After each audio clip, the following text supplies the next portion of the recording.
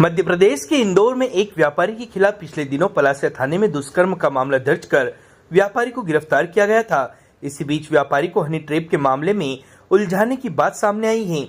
आपको बता दें, पूरा मामला इंदौर के पलासिया थाना क्षेत्र का है, जहां एक महिला ने व्यापारी सेजल मित्तल के खिलाफ नौकरी के नाम पर दुष्कर्म करने का मामला दर्ज कराया था, जिसमें व्यापारी को गिरफ्तार भी किया गया था। इस पूरे मामले में व्यापारी के परिजनों ने कुछ सबूत पुलिस को सौंपे, जिसमें टेक्स्ट मैसेज और अन्य कागजात दिए, जिसमें यह बात की पुष्टि हुई थी कि शिकायत करने वाली महिला को एक लेडी डॉन ने व्यापारी को उलझाया गया और 50 लाख रुपए की मांग की गई। इस पूरे मामले में शिकायत करने वाली महिला के पति की भूमिका भी संदिग्ध आई है। उसके मोबाइल भी जब्त किए गए हैं। पूरे मामले की जांच की जा रही है। उस मामले में जो आरोपी है उसके परिजन द्वारा एक आवेदन पत्र प्रस्तुत किया गया था, जिसमें हनी ट्रैप के संबंध में उनके द्वारा शंका जाहिर की गई थी। उस आवेदन की जांच के में लिया गया था। जांच में ये पाया गया कि जब हमने जो पीड़िता है और उसके पति का मोबाइल फ़ोन वगैरह चेक किया हम लोगों ने, उसमें बहुत सारी ऐसी साक्ष्य मिली है जिससे ये पता चलता है कि ये जो घटनाक्रम है इसको पूरा योजनाबद्ध तरीके से किया गया।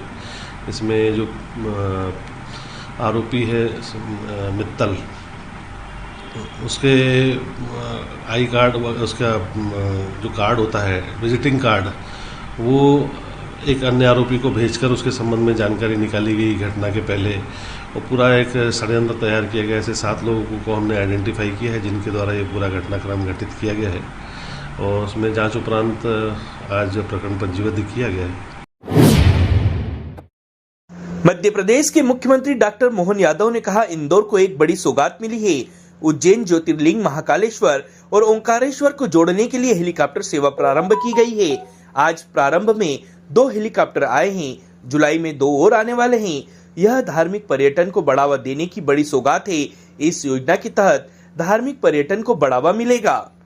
आज एक इंदौर को बड़ी सौगात मिली है। इंदौर, उज्जैन, भोपाल, उज्जैन मतलब महाकालेश्वर, ओंकारेश्वर 2 ज्योतिर्लिंग को जोड़ने के लिए हेलीकॉप्टर सेवा प्रारंभ की गई है, जिसके आधार पर आज 2 हेलीकॉप्टर प्रारंभ में आए हैं। जुलाई में 2 हेलीकॉप्टर और आने वाले हैं।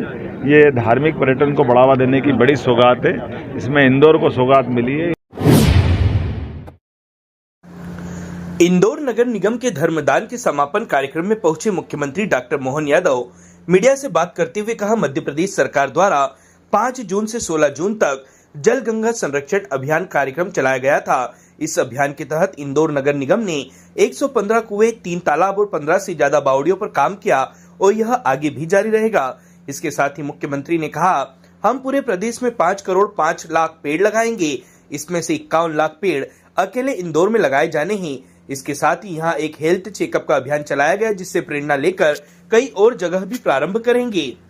आज जल गंगा अभियान का पूरे प्रदेश का 5 जून से स्टार्ट होकर 16 जून तक समापन करने का कार्यक्रम बना था। मेरी अपनी ओर से इस पूरे अभियान के लिए 55 जिलों के सभी जनप्रतिनिधिगण, सभी माननीय विधायक, माननीय सांसद, सभी मंत्री, सभी महापौर, नगर पालिका, जिला पंचायत अध्यक्ष, सारे दायित्ववान लोगों ने और पूरे समाज ने इसमें जनभागीदारी की। मैं सबका आभार मानता हूँ। अच्छे घर और सुख सुविधाओं का सपना दिखाकर कुछ कॉलोनाइजर शुरुआती दौर पर तो बड़े बड़े प्रलोभन देकर न केवल कॉलोनियां काट देते हैं, बल्कि वहां पर उलझुल दाम पर लोगों को बसाकर जल्द ही नाली, पानी और बिजली जैसी मूलभूत सुविधाओं को दिए जाने का वादा भी करते हैं।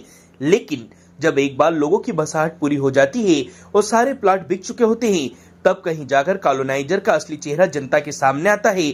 वैसे तो जबलपुर शहर कई अवैध कॉलोनियों का दंश झेल रहा है, लेकिन हाल ही में डेवलप हुई ग्रीन सिटी ड्रीमलैंड और उसके आसपास के क्षेत्र में रहने वालों की जिंदगी नर्क से भी बदतर बन चुकी है। कहने को तो शहर विकास के नाम पर हर गली कूचे में सुख सुविधा उपलब्ध है, लेकिन इन स्थानों के भाषण दे आज भी सड़क, बिजली और पानी के लिए रोजाना मिन्नतें करते दिखाई देते हैं। कॉलोनी वासियों की माने तो उन्होंने अपनी समस्याओं को कई बार जनप्रतिनिधि से लेकर आला अधिकारियों तक के सामने रखा, लेकिन कई वर्ष बीत जाने के बावजूद भी स्थितियां जस की तस है। यहाँ पे भी हमें लाइट की सबसे ज़्यादा प्रॉब्लम हो रही है इस कॉलोनी में। एक्चुअली में यहाँ टीसी कनेक्शन चलता है, आए दिन लाइट गोल हो जाती है। पहले भी हम मीडिया को जो टीसी कनेक्शन चलता है यहाँ पे भी है, ट्रांसफार्मर वगैरह प्रॉपर तरीके से फिट नहीं हो पा रहे हैंगे। यहाँ पर जो भी मतलब कॉलोनियाँ हैं डेवलप तो हो गई हैं, बस वही है, बिजली नहीं मिल पा रही है। पानी की भी बहुत समस्या जा रही है इधर पर, पानी की लाइन नहीं है, ड्रेनेज सही से काम नहीं कर रहे हैं आगे, तो ये समस्या हमको जा रही है। बुरहानपुर के गोकुल चंद्रमा जी मंदिर ट्रस्ट पर पूर्व अध्यक्ष नारायण बजाज ने जमीन घोटाला और सोना हड़पने के गंभीर आरोप लगाए थे, जिसके जवाब में ट्रस्ट अध्यक्ष मंदिर पुजारी वैष्णव और संत समाज उतराव जवाब में कहा कि सारे आरोप निराधार है। अध्यक्ष धर्मेंद्र गोविंद जी वाला ने कहा कि साधारण सभा में उक्त पड़त जमीन को विक्रय करने का प्रस्ताव तत्कालीन सभी ट्रस्टियों ने सर्वसम्मति से पास करते हुए विधि अनुसरण में लोक न्यास अधिकारी से 2 बार अनुमति लेकर जमीन का विक्रय पत्रक बनाया था।